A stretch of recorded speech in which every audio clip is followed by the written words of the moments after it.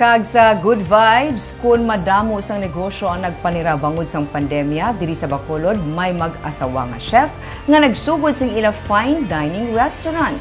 Ini samtang hindi pa sila makabalik sa Hong Kong kung sa diin mayara sila sang restaurant kag catering business. Aton sila kilalahon sa report ni Martigo. Nagapanag-iya sang restaurant kag catering business sa Hong Kong ang mag-asawa nga Sanday Dennis kag Anuska Villanueva. Masami sila nga naga-cater sa mga events sang sikat nga mga Hollywood singers kag dalagko nga kumbuyahan. Lunsay sila nga taga Bacolod City kag nagpadulong sa Hong Kong kung sa diin nagsugod ang ila negosyo. Wala sila sang formal training sa pagluto, kundi sila mismo ang nagtudlo sa ila kaugalingon, pinaagi sa ila mga abyan nga cook kag paglantaw sa mga cooking show sa telebisyon. Nagatrabaho si Dennis bilang bartender sa isa ka hotel sang amat-amat siya nga nagtuon kung paano magluto. Before that, we didn't even know how to cook, both of us. But because we've been working in F&B for quite some time, we know the taste of the food, we know good food, because all my good friends are chefs also. So, you know, you have your staff meal, and then halfway through the night, you wink, wink, wink, hungry, hungry, they'll feed you.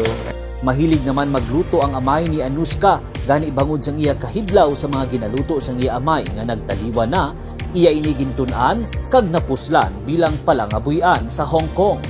And when I went to Hong Kong, I had to, because I miss his cooking, so I had to learn how to cook his way of cooking just for me not to miss it so much. And that's how I started, and I cook it for my family. And actually, when I was younger, I dreamed of having my own restaurant, but it was just a dream. I didn't really think that it would come true someday. Nagsugod lamang sila sa isa kagamay nga deli take-out business, kag karon may kaugalingon na nga restaurant kag catering business. Pating iya apat ka mga kabataan ang nagabulig man sa ila negosyo. Sa ila pagbakasyon sa Pilipinas sini nga tuig, wala na sila nakabalik sa Hong Kong bangod sang COVID-19 pandemic. Gani nagdesisyon sila nga magbaton sang catering orders kag magbukas man sang isa ka fine dining restaurant sa Bacolod samtang hindi pa sila makabalik sa Hong Kong. We just got stuck during lockdown, so we decided to open instead of just lying there eating and getting fat. So we might as well do something with our time.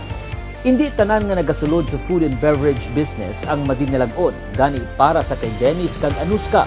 Suwerte kag determinasyon ang nagdala sa ila sa kadalagan sa ila negosyo sa Hong Kong.